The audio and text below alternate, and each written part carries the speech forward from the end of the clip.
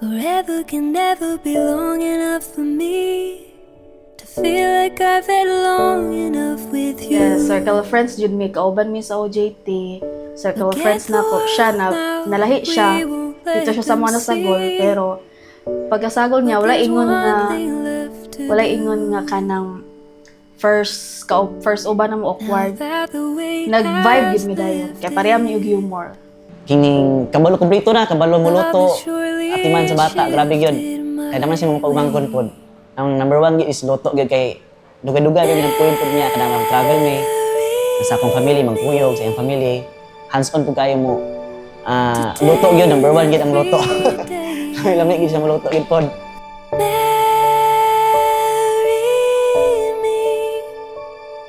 If I ever get the nerve. Happy lang ko kay sa span sa muang panag-uyab sa mag 7 years na mi.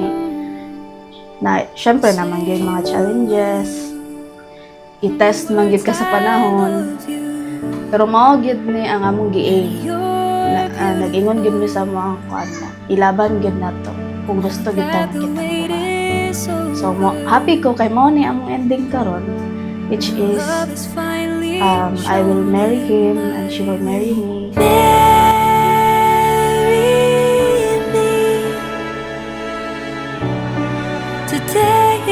Ang unsay nakita nako sa iyang mama sa kuang mother-in-law. Mag naab gyud nasunod gyud ni Janmi ang batasan gyud. I know you love her the way she deserves to be loved. But I hope you love her even more after today. Wala mi laing pangayon sa inyo kundi ang pag-amping, pagsuporta o pagpangga sa akong manghod. Sama pod sa among pagpangga, pag-amping kay Dennis. Despite sa ako ang mga siguro og namoy ko yung mga ginagmay nga sala, grabe pod ang iyahang pagpaubos gyud. Grabe ang chances ang gihatag niya sa kuha. Pareha mi duha. Both gyud na mo nga priorities among family. Manausap pod sa akong naganahan saya is dili lang ako yung palangga. Grabe niya ka palangga akong family. Mao jud ako na-appreciate saya.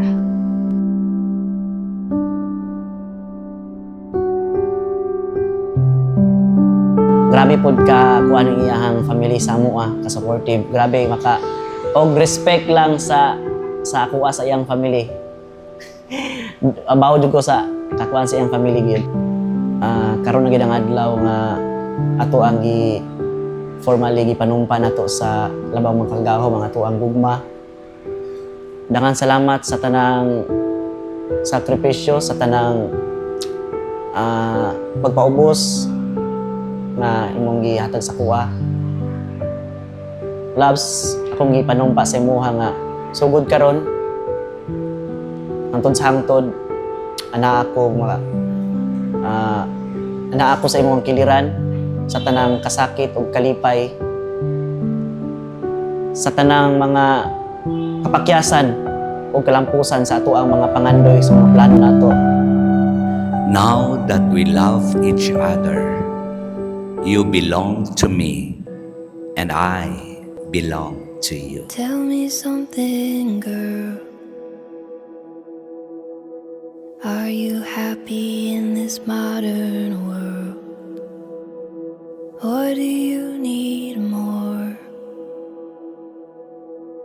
Is there something else you're searching for? I'm falling. In all the good times I find myself. Iabot na gyud ang pinaka-espesyal nga adlaw para sa atong duha. Ang adlaw diin kitang duha mahimo ng usa. Kahibaw ang Ginoo nga ako kang giampo sa iya. Usa ka lalaki nga higugmaon ug palanggaon, dili lang kay ako kundi palanggaon ug higugmaon usab pag-ayo ang akong pamilya. Usa ka lalaki nga adunay baruganan ug andam buhaton ang tanan. aron lang ako malipay. good times I find I promise na higugmaon ka sa way kondisyon would change. And in the sa kalipay o sa mga pagsulay. myself, Ako nagapanumpa sa tibuok nakong kasing-kasing nga ikaw ang akong pilion o hinugmaon, respetuhon o ampingan hangtod sa hangtod. Labs, salamat sa tanan. Wala na ko'y laing masulti pa, kundi salamat sa effort, sa gugma o sa pagsabot. Mukatawa nga kauban ka, muhilak nga kauban ka, ug mangandoy nga kauban ka. the deep end, waters I dive in, I live beneath the ground. I crash through the surface, where they can't hurt us. We're far from the shallow now. Kay ikaw ang akong kalipay o akong kalinaw. Kini nga panumpa, akong tungyan sa Diyos o kanimo hangtod sa kahulugan. I love you. I stand here with a promise to love you endlessly and fearlessly for the rest of my life. Dugay man ang paghuwat, apan karon ania na kita, nagsaulog sa atong ugma. You are the love of my life. I love you, my husband.